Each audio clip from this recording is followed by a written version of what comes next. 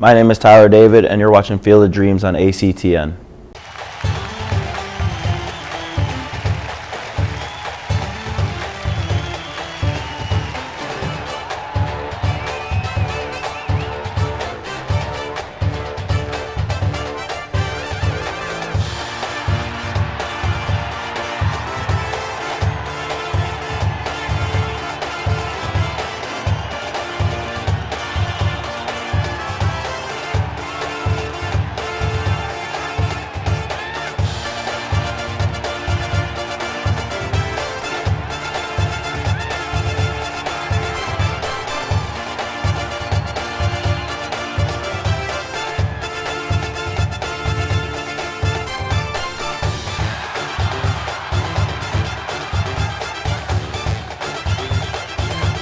Hey everybody, welcome to another edition of Field of Dreams on ACTN. I'm Steve David and I'm your host. As usual, I've got my star-studded panel where we're going to talk about Colleges Football League, the Ssfl, Secondary Schools Football League. Let me take time to introduce the panel. I have Alvin Henderson. Alvin, welcome to the set. Thanks a lot, Steve. An important topic in Trinidad football, secondary schools football. And next, Alvin, is Larry Joseph. Welcome to the set, Larry. Thanks again, Steve. Let me just say hi to Brian Bumpy Peters, who tells me he looks at the show very frequently. Okay, hi, Brian. And next, Larry, is Jefferson George. Welcome to the set, Jeff. Thank you, Steve, and always a pleasure to be here. All right. I don't know for you guys, but I am very impressed with the Colleges League, the way the league was run, some of the players I've seen, and a whole lot of other things. So we're going to talk about it. I know I haven't seen much games, but since it's been on Sportsmax, I get to see some, and I know Alvin go to the games a lot, and Jefferson, you as well, and Larry. Well, I'm not too sure if Larry sees a lot of games as well. But let's open it up, kind of, and just have a discussion on what we see and how we think it goes and whatever. Okay, so I like to start with Alvin because he always sets us right. So Alvin, set us right. Well, today, if you see a tear coming from my eye, it's because my own former secondary school, my own former college, St. Mary's College, had a very terrible season, the worst I think they've had ever in the history of the College League, and they were relegated this year. 2 games before the season, the College League actually ended. And so I still have a lot in my heart for St. Mary's, and in the background, we knew that this could potentially happen, with a very young team and a team that 99% of the players from the previous year had gone.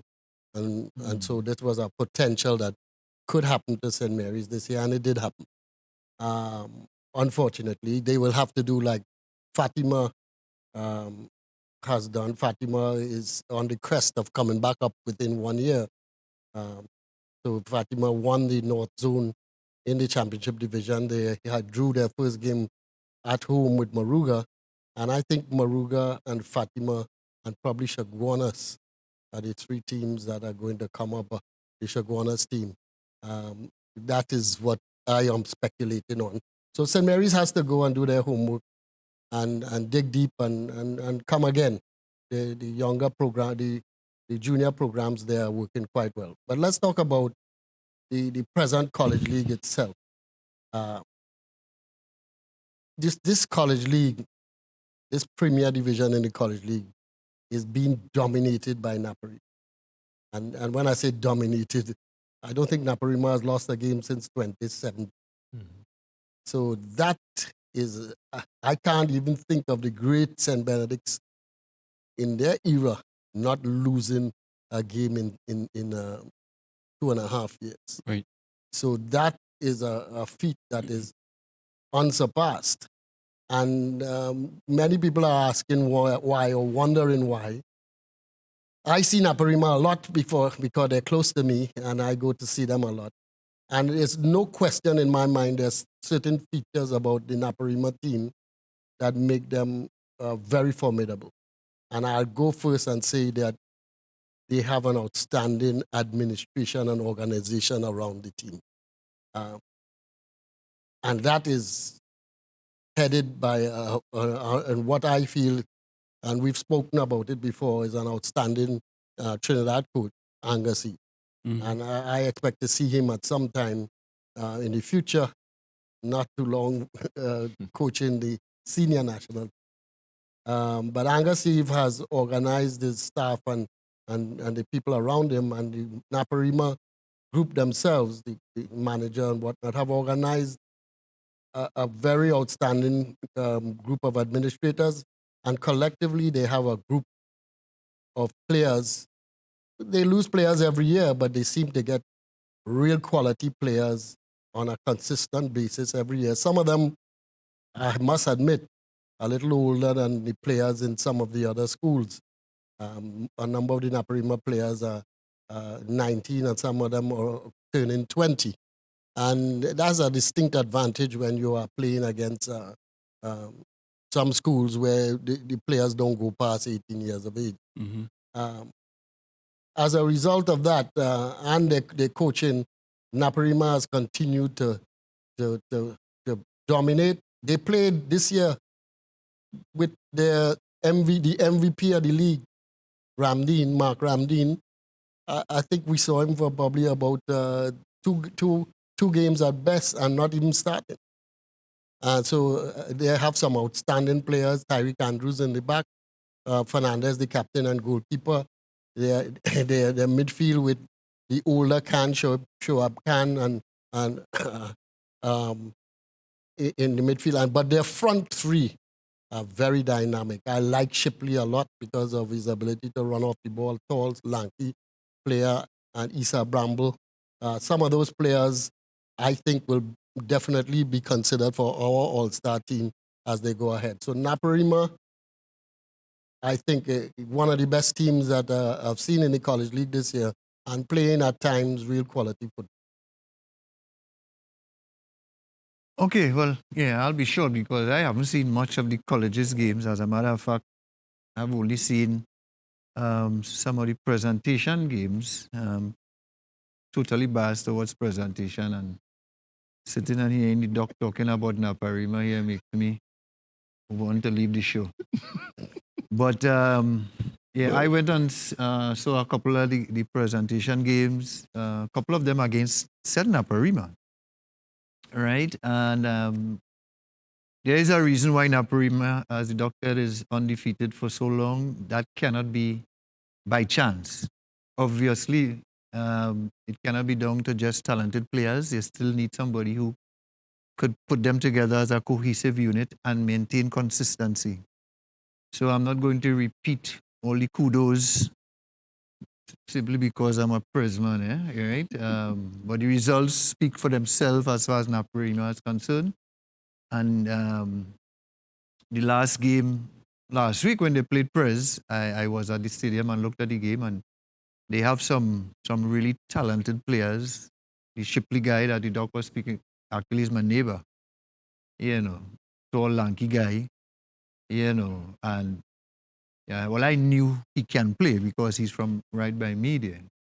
The Ramdeen guy came in that game for about 15 to 20 minutes, and I didn't realize he was on the bench because he was one of the outstanding players. He actually made a big difference in the game when he came off the bench with his skill and energy.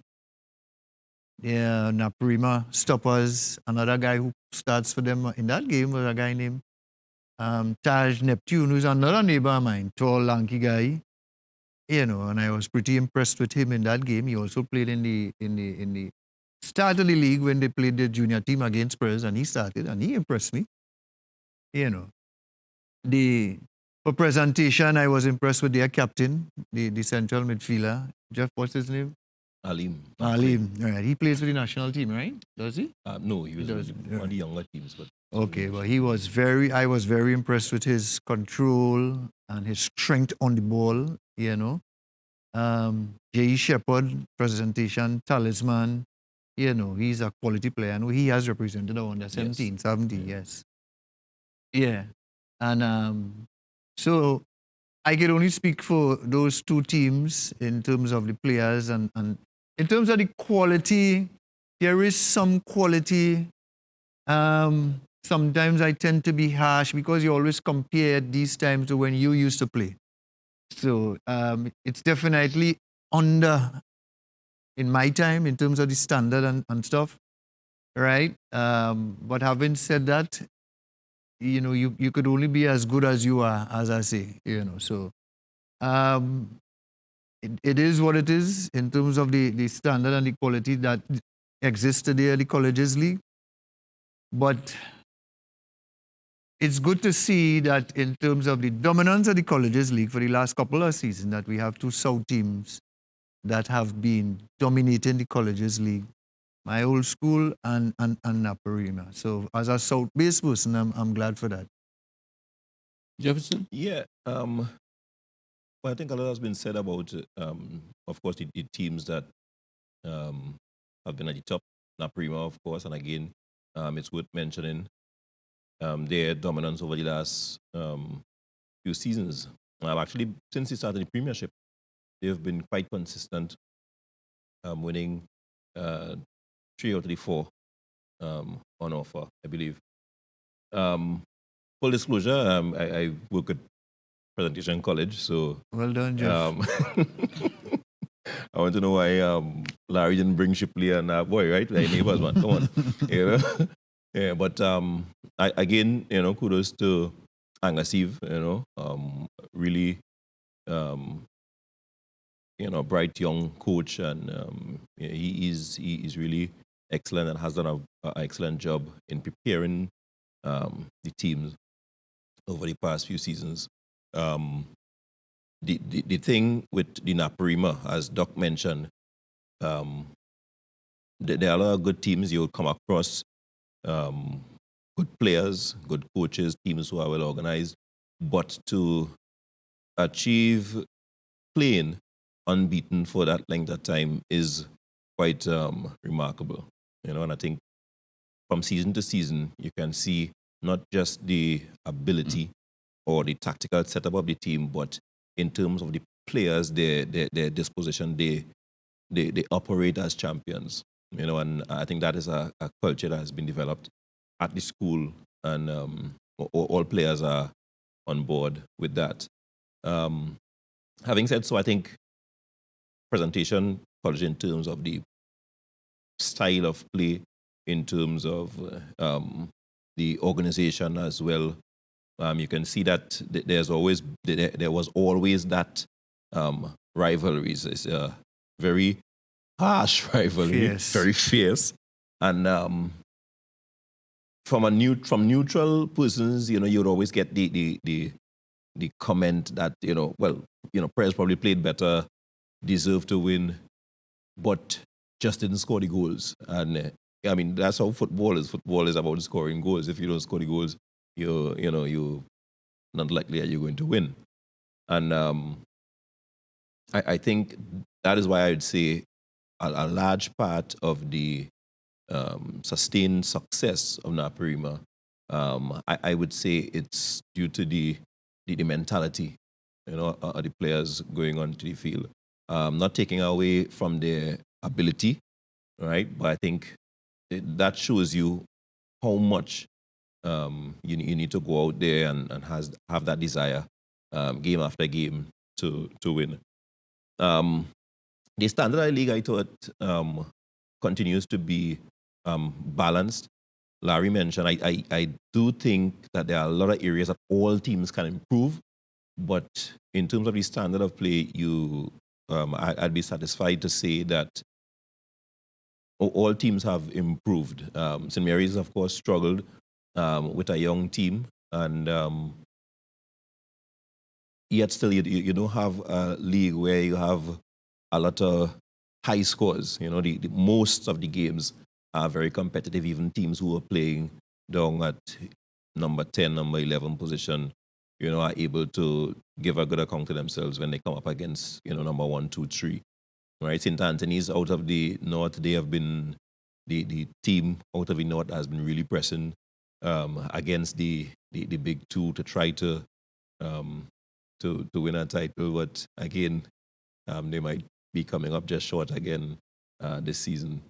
So, I mean, all in all, on the field and off it, the secondary school football continues to be a very bright spot in our local football scene. A team that was a little disappointing to me was Samoa North, because Samoa had been, you know, one of the top teams in the country over the last 2 or 3 years, and they had maintained quite a few of their players. They had won a national intercall recently, and fellas like Boyce and Morris. Morris got injured during the year. 2 forwards who could put the ball in the back of the net, and somebody who played in our All-Star game last year, Chase, excellent winger, could cross the ball very well, and they had a good stopper as well, and they have, to me, one of the best goalkeepers in the country, Emmanuel John. So I was expecting a lot more from Samoa North, and they didn't quite come up to scratch this year. And they had a chance to, in the early part of the year, to try and, you know, get some relatively easy games to get a footing and get there, but they lost over in Tobago, and that probably set them back a good deal. And recently I saw them against Naparima, and they gave Naparima a very good game. It ended up 1-0 in Naparima's favor. But overall, with the number of returning players of quality, they should have had a better season. You know, Alvin, I'm so glad that you live in South now that we adopt you, because now you get to see good football. You got to understand the quality, and so I am very impressed with that. But I am sorry to hear about St. Mary's and also St. Benedict's. As a matter of fact, St. Benedict's almost stepped in the wrong direction. Well, actually, I saw the game between St. Mary's and St. Benedict's, and it wasn't in North. I saw it. I travel also up North. I'm free. I'm free these days. I'm retired. Okay. So when people ask me where you're going, I say, "Do you need to ask?" I'm heading to watch a game, and I saw the game between St. Mary's and St. Benedict's, and actually, that was one game where St. Mary's was quite competitive. Right. Benedict's went up 2-0, and then St. Mary's came and equalized in the second half with all the momentum. And I'm thinking, oh boy, St. Mary's is going to get some points here. And then Benedict's blew St. Mary's away in the final 15 minutes. And there's a forward, left-footed forward that Benedict's has. I'm trying to remember his name. Excellent player. He has a wonderful shot, is elusive and whatnot. And he will come to the fore, and I'm sure we're going to see him in the secondary schools. All-Star game. Also, I sit here and thinking, and I want you guys to comment on this. And when we come back, we're going to take a break. But let me say what I want to say, and then I'll go out and we'll come back and talk about it. The 2 teams, the Presentation and Naparima, dominate. And it used to be Shiva Boys, and I'm sure St. Anthony's did in the North as well. But we always find we got so many great players in South. And when you look at our national team, I don't see that many players. There have to be a reason why. I want you guys to come and comment on that when I come back. We'll be right back after the short break.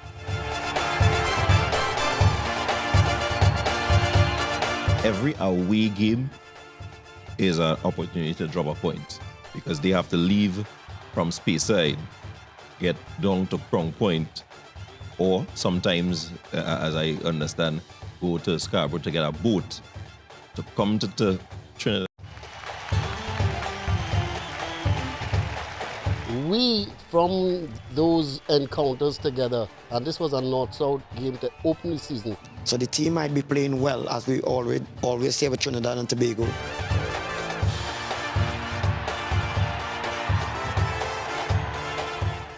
Futsal did that great for me. Okay, hey everybody. Welcome to another edition of Field of Dreams on ACTN. My name is Steve David. I'm your host. Okay, welcome back, viewer. Yes, like I was saying, you know, and again, I'm from South, so I'm back. But even back in the day, since I know it, we always have, except for 1973,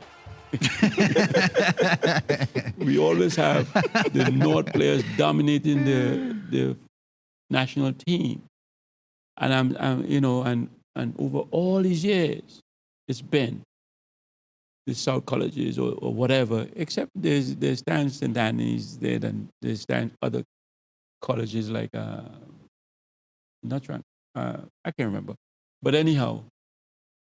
Why is this, and why doesn't the selectors see or give the South people an opportunity to do the thing? Since, Alvin, since you are North and South man, could you answer that question for me? I'll go back in history and say that when I first heard about this North-South thing, I said, South people are always complaining. South people always complain about everything. And it is not until I lived in South did I realize, well, wait a minute, this thing is really true.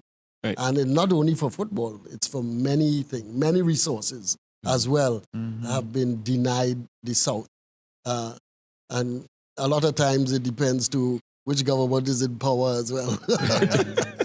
Sure. But South, yes, South has always had great footballers, and especially in the deep South, because they were in situations from very early where they were well organized grounds and administrations and clubs and whatnot in Shell and UBOT and later Palaseco and Forest, etc., where there are excellent grounds, excellent training facilities, and there were quality players coming out of those places. And the problem has been, I think, the shift over from a selection committee that we talked about recently, where players are chosen by a selection committee and given to a coach to choose his final 11. And I think that is where the problem is coming in. We need to get back to a selection committee, especially, I think it makes a huge difference in the junior players, so that the opposite doesn't happen as well. So because recently there have been coaches from South who, when you look at the teams that they've picked at junior level, is predominantly South. Right. And oftentimes you get a biased look when you don't go all over the country and look at players. Right. And I would like to feel that we should have a scouting program where we could see players all over the country. Our scouting programs have never been up to date, and we could scout players from all over the country, and then we could have inter-regional selection processes going on as well, with the scouts looking on, and a selection committee perhaps choosing a 25 or 30 to give to the coach. What do you think, Larry? I totally agree with you, Doc. I mean, I remember when I was in presentation call, there's a particular gentleman whose name will remain unknown, who used to speak glowingly about me, and people in the South would meet me, and I would say, damn man like you, boy. You from South, you know, boy. That man only like North people, boy. And because it was entrenched in the psyche of the South people, that back in those days, when you're from South, you just didn't stand a chance. Right. You know, and I didn't realize, as only as the doc brought it up again, I realized, yes, the policy changed from a committee selecting players to the coach selecting his players. So you found that most of the times, if the coach is from North, he would pick his North people, you know, whether it be at a colleges level or at a senior level. I'm speaking more so at the senior level. And that would explain why you had so many South players who people from South believe should have been on the national team. You know, and it's a little unfortunate. I mean, we can't go back and change those times. But when you think about the players who would have never gotten an opportunity to represent the nation because one person decided that I go pick my North player instead of a South player, I mean, it's really, really unfair to those people. They're not going to get an next chance in life. Let's not forget Central and Tobago, because Tobago has the most beef about this issue. Yeah, right, exactly. So that we could extend that bias to those zones, because, I mean, we talk so much about South, but I'm sure Central has a strong argument, and as Doc said, Tobago would have a strong argument. That'll probably explain whenever you go to play the Tobago teams across, even the officials back in those days, you did hardly used to get a blow. Because it was almost like if it's as an opportunity for them to get back at the Trinidad culture of denying them what they believe was justly theirs. You know, but I agree with the Doc. I'm not too sure if the powers that be will see it that way, where we, in order for us to have a more balanced, especially now where the depth of talent is not so deep anymore. So you really need to go in every nook and cranny, as they say. You know, before you probably could have forgotten some nooks and crannies and still got real quality, but no, the quality is so diluted. You really have to go, and you will have to do that by having some system in place where you have people who you trust and confident who will say, okay, Larry, I way to go and see if anybody down in the deep south would warrant a national pick or whatever, so that you increase your pool. We still have the biases because of the fact that it's a human being you're talking about, and the human element will always come into play. And once the selection is down to a couple of individuals, chances are they will go with people who they feel comfortable with. It may not necessarily be the most skillful or the most prominent or the most outstanding in tournaments. And probably it would just be the people they're comfortable with. You know, and that will always rub some people the wrong way. You know. Also, this may account for a small percentage, but there's a lot of times when players are selected and they just never go to the training sessions. But for me as a spectator, I would go and I see Jefferson, boy, Jefferson had to make a national team, boy, because he's one of the better players. I see Jefferson in many papers. And then I see the final team to go and I say, but that coach don't like Jefferson. In the absence of information, I didn't know Jeff never went to a training session. Right. So he never put himself up for selection. You know, and that kind of information will not be forthcoming to the general public. So I may walk away, I might know Jeff is my partner, and I go say, boy, they may care about Trinidad football, but they leave out Jeff. But Jeff never availed himself to be selected. Because the practice is in Port of Spain, and Jeff Right. can't afford it. I agree, but Right. back in those days when it only had 15 cars, that was an issue. But now you have more car than road, so that is not an issue. Right. You know, but I'm just saying that can account for a small percentage of some of the more popular players. You're not seeing them in the final 15 for the national team because some of them just decide they're not going. Some based on bad advice, because the club coach might like the national coach, so they might convince the player, hey, don't go that team. You see that coach, he go spoil you, don't go. Right.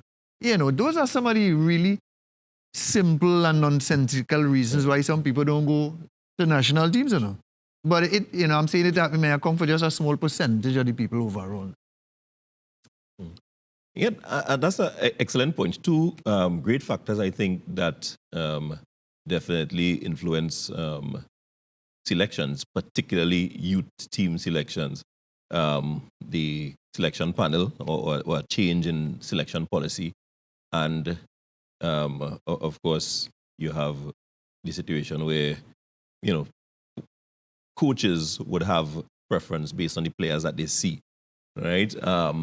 If I can go back to the college league for reference now to, and with the Tobago issue, that was one of the things that myself and some other coaches were discussing earlier. The disadvantage that Tobago team has. Speyside is the team from Tobago who is in the Ssfl. And for them, every away game is an opportunity to drop a point because they have to leave from Speyside, get down to Crown Point, or sometimes, as I understand, go to Scarborough to get a boat to come to Trinidad. When you get to Trinidad, then to travel to a venue. Imagine that venue is in South, Maniram John, or you're going down, probably further south, and then to play a football game to get a result. That's extremely difficult. Extremely difficult. When the Trinidad and Tobago teams have to go to Tobago, I know it's difficult, but you go one time. You go one time, and presentation went there, and we dropped 2 valuable points on the road. The Speyside team, they had some really decent players, and I think with a travel schedule like that, I can understand why they would have been probably not getting the type of consistent results as they would like. Bring that to the selection now, that is a real challenge, because you have players with national quality, definite national quality in Tobago, who coaches would have the opportunity to see playing in the environment, playing in Speyside or in, back in the day was in Shaw Park, and, gems. When you bring them to Trinidad, you don't see that, because one, they travel, right? When somebody in Tobago tells you they live in country, a lot of people don't understand what that is. That means you're living 2 hours away from the airport in Tobago. You have to take that ride, car, bus, maxi, what have you, get to the airport there to reach that 9 o'clock session in Atto Bolan or in Hazley Crawford. You wouldn't get the best out of that kid. So when you come in front of a coach, in the coach, the defense now, if I am to judge based on what I see there, obviously I'm telling myself I have better players here, right? And that is some of the things that is a clear disadvantage. Again, in the coach's defense, when you had that north-south thing, we assume that because we live on an island, everybody knows everybody. We live in South. You go to games, you'll get to see a player play much often. The coach who is in North, he wouldn't come down to South to see some games, That may be an indictment against the coach, but if he has a team, which most of our youth coaches, they're not exclusively with a national team where they can move about freely and look at youth football, right? So they have their team, so they are seeing the North players play most of the time. Those are the players who they would believe have, a particular standard. They are able to judge now the South players when they come to a screening, when they come to a national training and things like that. And so it's a limited exposure to the players. Angus Eve is now in South, and if he has a national team, I guarantee that the balance is going to be, it's going to look, or they pick more something of a... But Jeff, it's easier now than in the past, because much easier, because the Premier League is made up of teams from all over the country. Right. So our coach gets to see and gets to scout not only North teams, but teams from all over.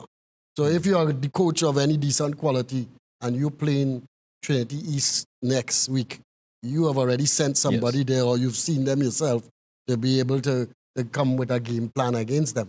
Not to make our bias, we've talked a lot about Prez and Nap, to make our bias about North-South any deeper. I will just mention a couple of players from North who I saw this year.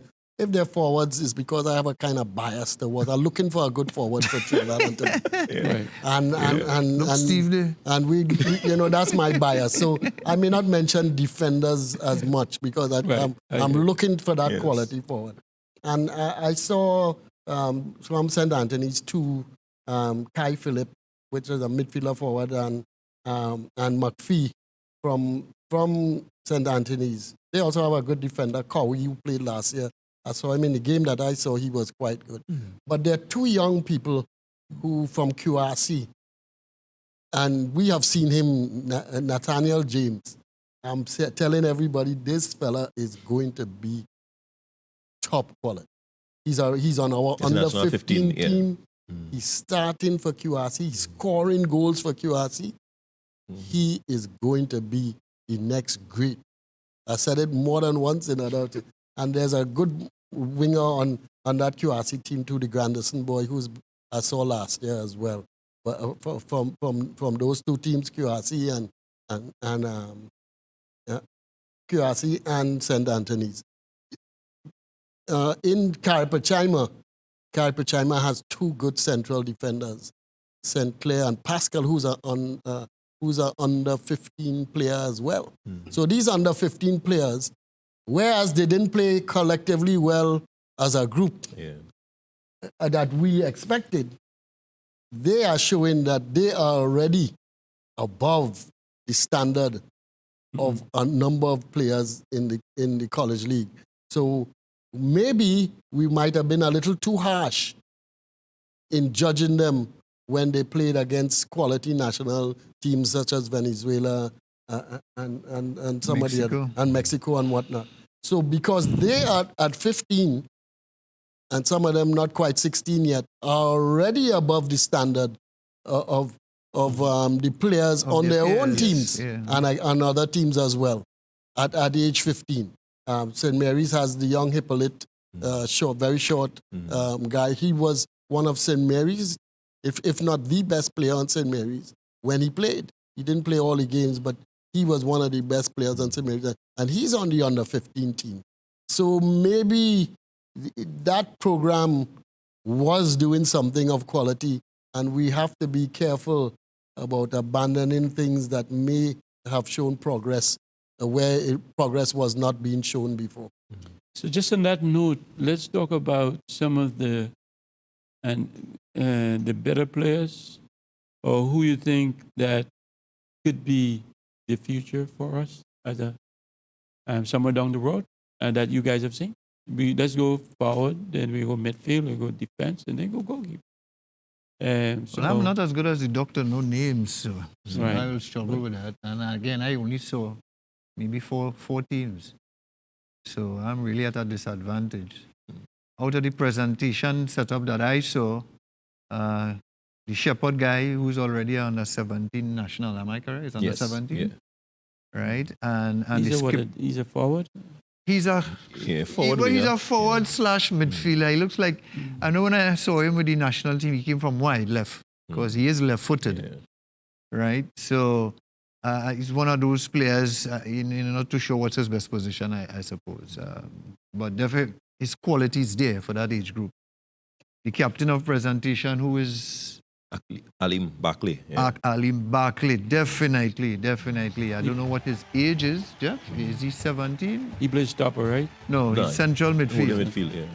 Right? And very impressive. Very skillful, strong on the ball, can pass the ball, can dribble if necessary. He's able to make short passes, medium passes, and long passes. Very impressed with his defensive work and ethic. Very impressed with him. Right? And that has nothing to do with a presentation, right? Can I hold you up there, and then when you come back, I'll let you pick up where you left off? Viewers, we'll be right back after the short break.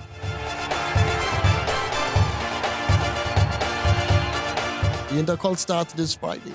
Wow. St. Mary's, because of their lowly stature, has to play in the preliminaries in the Intercall this Friday. And that's when the Intercall starts. But that's when St. Mary's get hot, though. Who is that? Intercall is a St. Mary's thing. We, from those encounters together, and this was a North-South game to open the season. So the team might be playing well, as we always say with Trinidad and Tobago.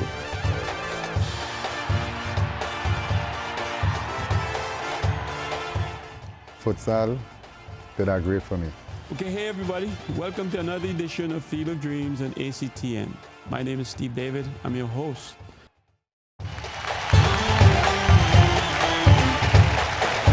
Welcome back, viewers.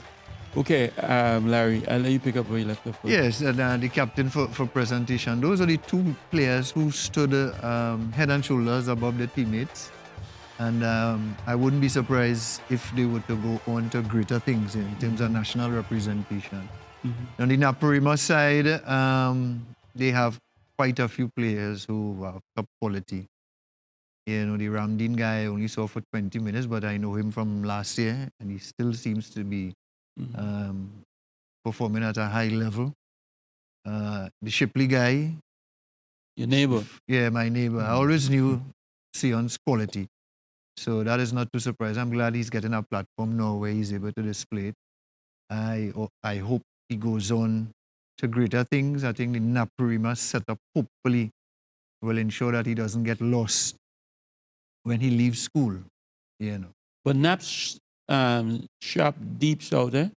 A lot of those guys come from, like you said, two from York and down from Point. all Yeah, and over. that's fine. I mean, and I have no problem because I myself was a recipient of that Yeah. scouting in Deep South.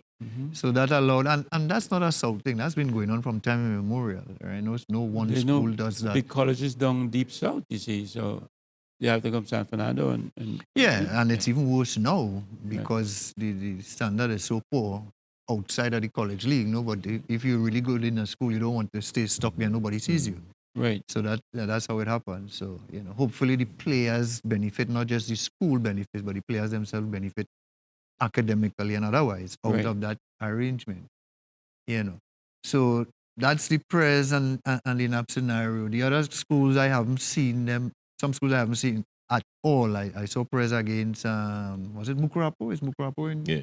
Mukurapo had a left-footed guy, seemed to be playing wide striker. He carried the team in that game against Presentation. His name escapes me now. Kind of tallish guy, one of the bigger bodied guy on the team. But he definitely was the main man. Outside of him, everybody else was very ordinary. So those are the only three people that I can pinpoint at this time because of my lack of seeing the other teams. Like a vision. Yeah. Yeah. As I said, there were a few players again who would catch the eye, and I think the players have to their advantage now, where a lot of the games are being televised. You have the sports mark which is carried live. TTT also carries a lot of the highlights and stuff of the games, and this is good for the players for their profile in this social media age. I would have to follow on the doc, looking at what our national program seems to be crying out for is somebody who can score, somebody natural scorers, and I think Shipley is one who would come to mind immediately because of his ability to move with the ball. He has a good presence as well, and he's finishing consistently. From Naparima, of course, you have Levi, who has been outstanding for a few seasons on the run. Mark Ramdeen, you move to Presentation, you have, you already mentioned Alim Barkley. Shepard, who he is, I think his best position would be a left winger. He can also play forward, but I think his best position is coming from wide. Delivers the ball very well. We had to use him as a 9 because we didn't have another natural goal scorer. And although he plays wide, he obviously can score goals, which is a plus for him. And even coming from wide, he's able to find the back of the net. So I'll go with him. Isaiah Williams, the young under 17 goalkeeper as well with Presentation College, probably the best distributor of the ball with his feet that I've seen for a while, not just at college level. He's absolutely, fantastic, kicking the ball from the ground, from his hands, and I've been very impressed with him and really good working with him as well. At Sawa, again, the boys, he seemed to be injured a bit this season. He didn't play against Presentation game that we won. But again, his physicality and his presence, if he continues on the trend, he should be a player that the country should be able to benefit from. I'll go back to the Pascal from Capichime. I saw him in the national team, who he really impressed me, and I thought he did come on and looked quite composed in the playing for Capichima. as a central defender. Yeah, other than that, I think there were some guys who were there and about, but one of the things that I think we still would like to see more of is the decision making of the players.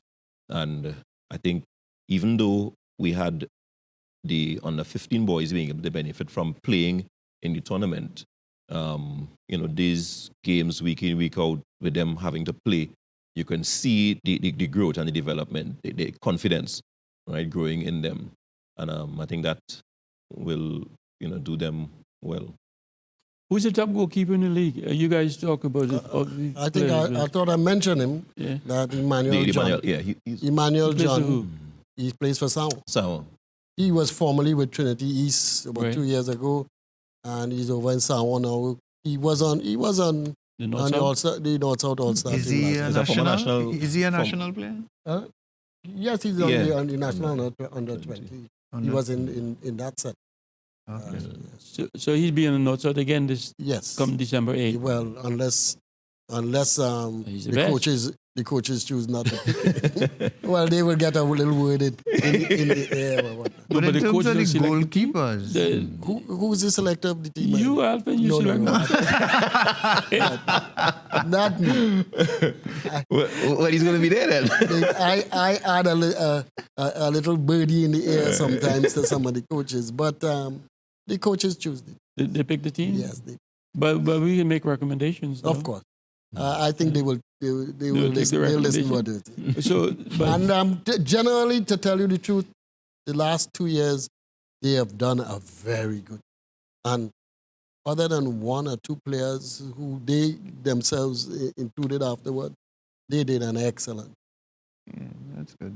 right. So, and the little kid from Naparima, he's coming back, the MVP. Ramsey. Yeah. Yeah, well, what happened was, from what I heard from Angus recently, Ramdeen was injured. He missed a good bit of the preseason. Didn't want to use him too much. Didn't have to use him, to tell you the truth, because as I said, He was so dominant. their front three, and that Bramble boy is an excellent player too. He didn't have to use him as much. And as he's now coming back slowly, and Angus is smart enough to use him, and bring him slowly to get him match fit and whatnot. So he should have an impact in the intercall, which Naparima doesn't get to play a game. I think they get a week off before they play their first game. The intercall starts this Friday. Wow. St. Because the league Mary's, finishes because this of their weekend. lowly stature, has to play in the preliminaries in the intercall this Friday. And that's when the intercall starts. But that's when St. Mary's get hot, though. Who is that? Intercall. If intercall is a St. Mary's thing. But- Bumalaka, who are we? On this occasion, I'm keeping all fingers and toes crossed, but I don't know if the Bumalaka is in it. Hope we get right. So, well, I mean, intercall, what we like for intercall coming up? Who- Jeff and Larry, or you guys? Yeah, who we like for intercall? Intercall, the schedule must favor you, and a team must get hot, and that's what Samoa did at that one time. I would still look out for Samoa, look out for Carapechima, because either one of the two of them have an easier passage into a semi-final and a final than the South teams. The South teams have a harder passage into the final. And the only reason why, guess why? Because they're playing regional interconference. So the South teams will eliminate each other. And so a team like Samoa or Carapechima can sneak into a final, whereas Naparima and Prez and Benedicts can knock out each other. And even Benedicts on any given day could probably, in an intercall, beat a Prez who has not been prolific. Presentation has not been prolific in scoring goals. One of their biggest problems for the year is scoring goals. Presentation has played good football. They've dominated possession. They're well organized. But the game, as I tell people, this game is not water ballet. It's not about points. Who looking good is not gymnastics. Right. You don't get points for that. You get points That's right. for sticking the ball in the back of the net. And the people who can score, those are the ones who are going to progress. So presentation, when I look at them, my problem with presentation this year is that no goal scorers, consistent goal scorers. Yeah, we don't have an outstanding goal scorer, that's for sure. That's for sure. Naparima has 3 or 4 fellas Good score. who could Where he score get goals. goals. And even from their midfield, you have players who could score. But that has been the problem. If Shepherd doesn't score, Yeah.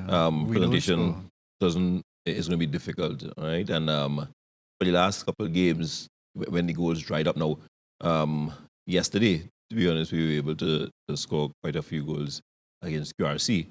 But, I mean, to give the strength of the team as the defense, which is clear, but you still, as Doc say, you have to score. Now, when you knock out, presentation did concede the least goals, right, by quite a few. I believe just 7 goals we conceded, right, in those 14 games. But the knockout provides a different type of scenario where, One game in New must be a York. winner. That's it. Yeah. So As knockout should be be. interesting. I mean, the intercall in Trinidad is like the FA in England. It's when the underdogs lick the lips. This is an opportunity to topple a big noise and make some name for themselves. Right. So that's, and the history of intercall has shown that there's always some upsets, whether it's in the early stage or in the middle stage. So there are no clear favorites. The league standing has absolutely nothing to do with intercall. Especially the format where some of the big noise play each other before the latter rounds. So some big noise would be looking on. So it gives an opportunity for the lesser teams to advance even further than if it was a league format. That's why everybody loves the intercall. It's the T20 of football.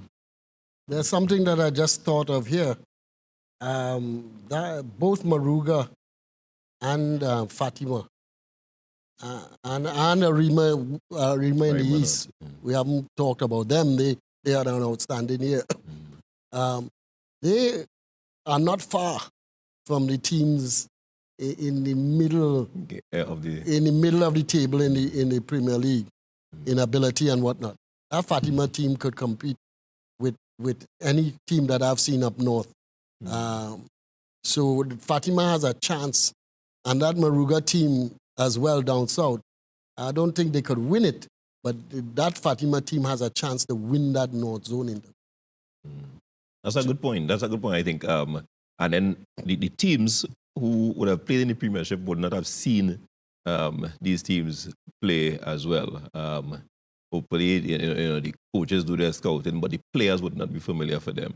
And a lot of times, players going to play a team who they consider of a lesser tier than them, they drop their guard, and I think that's where these teams can be extremely dangerous. The Fatima team, I agree with Doc, they're an excellent team, and I think that they can, given the right type of results, the right draw, they can reach far in that intercall. So let's make a prediction. I predict Naparima don't win intercall. There is a prediction. But who you think is going to win? For intercall? Presentation College. Presentation College. Presentation College will win intercall. Presentation College. Only because you biased. I didn't say St. Benedict's because I like St. Benedict, but I didn't say St. Benedict. No, you can't say St. Benedict's. Come on. Why not? Anybody Well, can actually, win. you could say St. Benedict's. You could say St. Benedict's, right? Alvin, you tell me who's going to win intercall. St. Mary's. No. My heart bleeds always white and blue and white. Don't. But on this occasion, you have to be realistic. I am going to pick Samono. I'm going to pick St. Anthony's. St. Anthony's. Presentation. Presentation. No, not a biased pick. What is biased presentation? Is second on the table. Okay, prayers. yeah. You can't pick prayers then. The two of you can pick the same. Why? So, I mean, obviously you picking because you like them, or you No. Because he's working with Presentation. them. or you work in Yeah, prep? presentation. Okay. Big way there. And again, as I said, this is a knockout. If we do concede, right, it's not a matter of we're going to drop points. You have to come and beat us with penalty kick. You know, yeah, let's go. And what about the league? Who's going to win the league? Oh, no. Well, the league Derek, You is don't think actually right you don't now. think Press can win the league? No. No, I No, don't think because so. because You still have to wait Naparima only and has stuff. QRC to play. Exactly. You guys, you can beat them. Oh, not after I see the performance we saw yesterday. How much you all beat QRC? 6. Yeah, so So I mean, I will, if presentation would win the league, I'll put some salt and pepper on my boots and eat it. so, but so the league is almost done, right? The league football is almost done. Intercol, and then they have another knockout No, that's phase. Yeah, Okay, that's it. all right. You guys are aware that on December 8th is when we're going to have Ssfl of Dreams as the Also. college's North-South Classic at the Manny Ramjan Stadium. That's right. Okay, viewers, you're aware. I hope you're aware. On December 8th, we do play the college Ssfl North-South at Manny Ramjan Stadium. So mark it in your calendar, and don't forget. And it starts at 4 p.m. And I think we're going to have a women's North-South as well. And so don't forget that. Any parting words from any of you guys before we go? We got 1 minute.